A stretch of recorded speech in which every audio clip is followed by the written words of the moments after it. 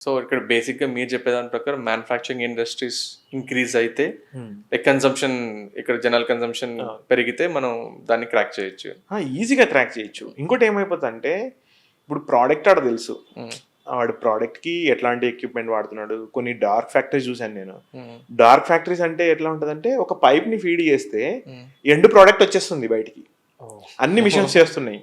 ఒక welding segment చూసాను నేను.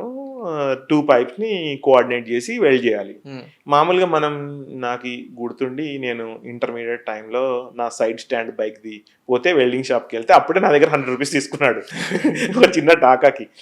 అంటే అక్కడ కొన్ని వందల వెల్డింగ్ టాకాస్ ఆటోమేటిక్‌గా జరిగిపోతుంది. హ్మ్. అక్కడ ఎంత లేబర్ సేవ్ అయినట్టు. అవును. ఇప్పుడు అవన్నీ క్వాంటిటీస్ అన్నీ ఎక్కడికొస్తున్నాయి? మళ్ళీ మనలాంటి కంట్రీస్‌కే వస్తున్నాయి. హ్మ్. అదేదో మన దగ్గరే ప్రొడక్షన్ వస్తే, హ్మ్. మన దగ్గరే కెపాసిటీ పెరిగితే, మన దగ్గరే ఎక్కువ రెవెన్యూ ఉంటది కదా!